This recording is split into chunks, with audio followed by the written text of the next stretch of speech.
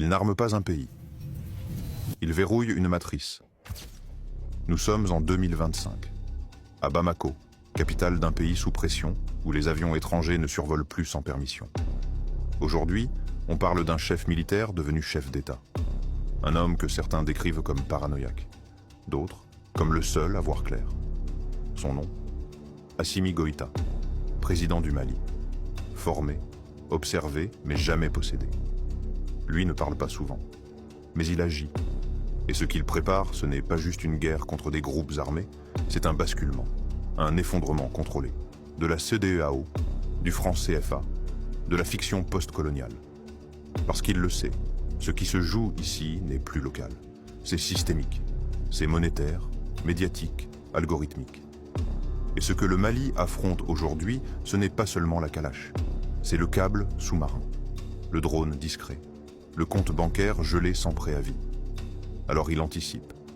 Il verrouille les zones grises, il retire les cartes SIM, il ferme les ONG déguisées, il restructure l'armée, les flux, les fibres, les frontières.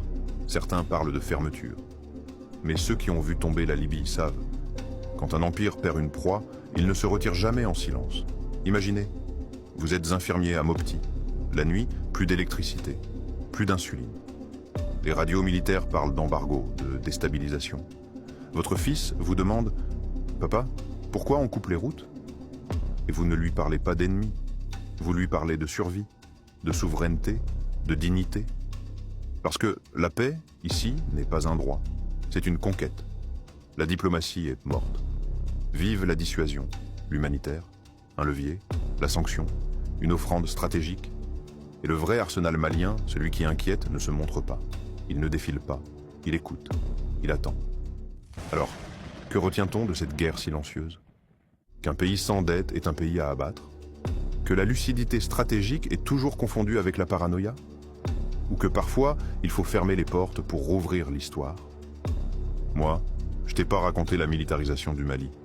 Je t'ai décrit une armure invisible,